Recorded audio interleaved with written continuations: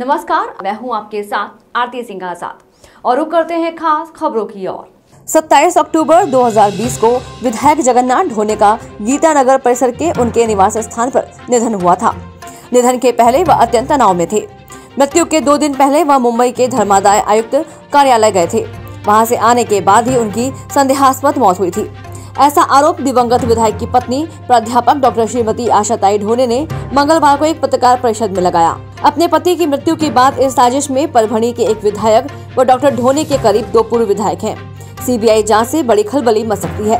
मरने के पहले धोखे से उनके हस्ताक्षर प्रॉपर्टी के कागजातों पर लिए गए हैं।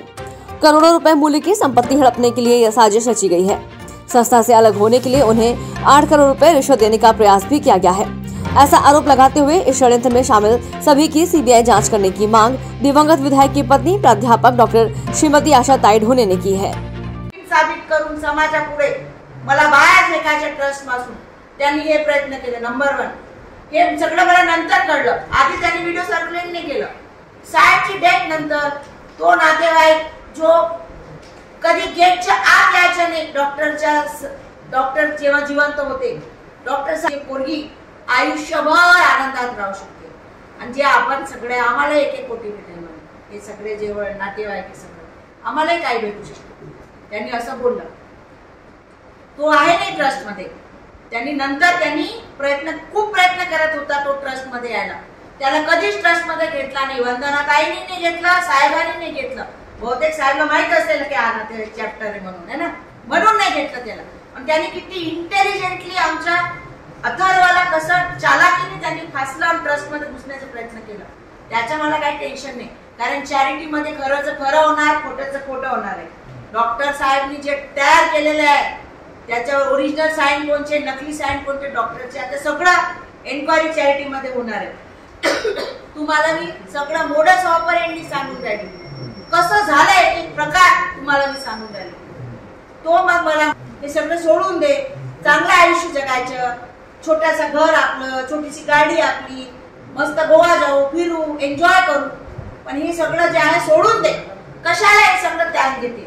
कॉलेजचे काम करा, घर काम, आम्ही आहो ना म्हणे, हे सोडून दे म्हणे सगळं।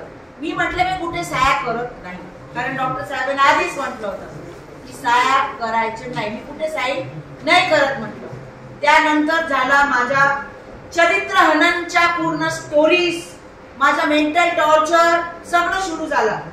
मी जे चरित्रवान होती डॉक्टर साहेबाच्या काळात अचानक चरित्रहीन झाली।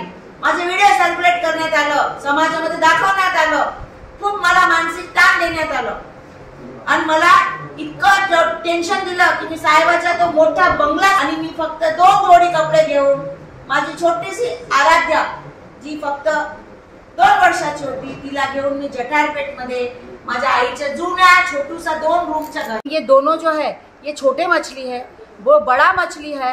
उसके 90 कॉलेज है पूरे महाराष्ट्र में, जिसने एक-एक करके कई कॉलेजेस उसने ऐसी तरह से हड़पे हैं, झूठे सया देना कमिश्नर के और छोटे छोटे कॉलेजेस बाकी हड़प लेना।